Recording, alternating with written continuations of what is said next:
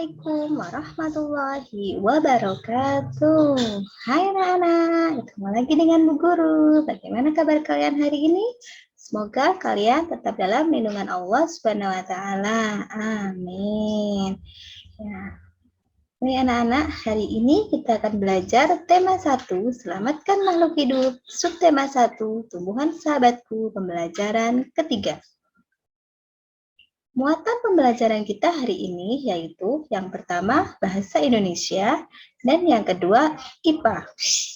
Untuk bahasa Indonesia kita akan belajar tentang menulis ide pokok, sedangkan untuk IPA kita akan belajar tentang perkembangbiakan vegetatif pada tumbuhan.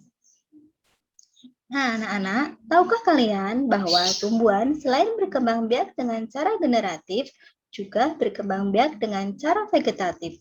Bagaimana perkembangbiakan vegetatif pada tumbuhan? Nah, ayo kita cari tahu. Perkembangbiakan vegetatif adalah perkembangbiakan pada tumbuhan tanpa melalui perkawinan.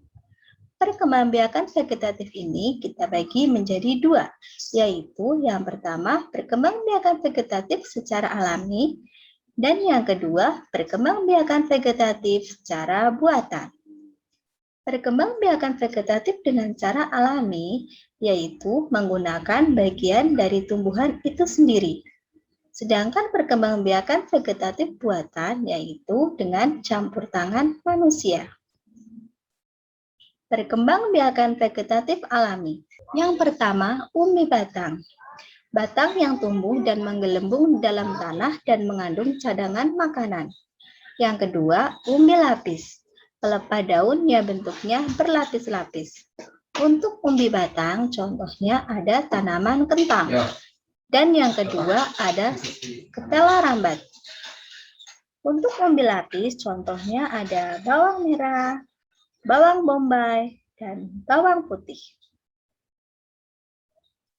Yang ketiga ada umbi akar.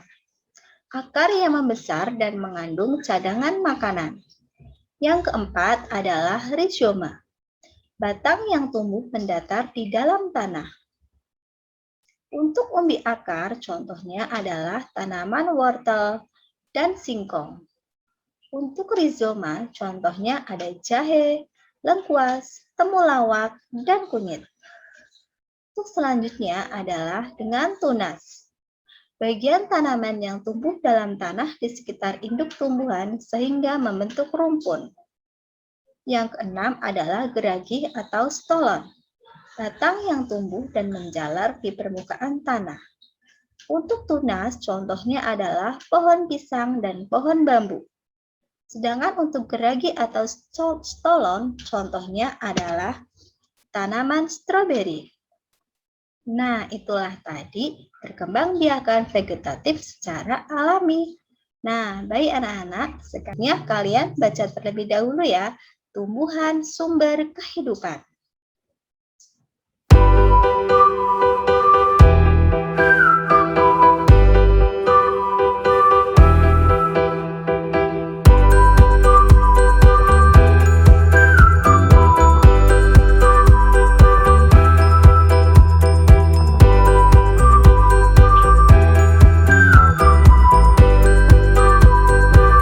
Bagaimana anak-anak? Sudah selesai apa belum membacanya? Kalau belum, kalian dapat melanjutkan membacanya lagi di buku siswa yang telah Bu Guru bagikan kemarin ya. Nah, nanti setelah kalian membaca teks tadi, kita akan menentukan ide pokok. Ide pokok itu apa sih? Ide pokok adalah masalah utama yang dibahas dalam suatu paragraf. 5 langkah dalam menentukan ide pokok. Yang pertama adalah baca seluruh paragraf dengan cermat. Yang kedua, cermati kalimat pertama hingga akhir. Yang ketiga, baca kalimat demi kalimat sampai kamu menemukan ide pokok paragraf. Dalam suatu paragraf, ide pokok biasanya terletak di awal, akhir, atau awal dan akhir paragraf. Yang keempat, tandai ide pokok tiap paragraf. Dan yang kelima, tandai info penting dalam tiap paragraf. Nah, anak-anak, itulah pelajaran kita hari ini. Seperti biasa, pesan Bu Guru selalu patuhi protokol kesehatan dan tetap belajar dari rumah. Sampai ketemu lagi di pelajaran besok. Wassalamualaikum warahmatullahi wabarakatuh.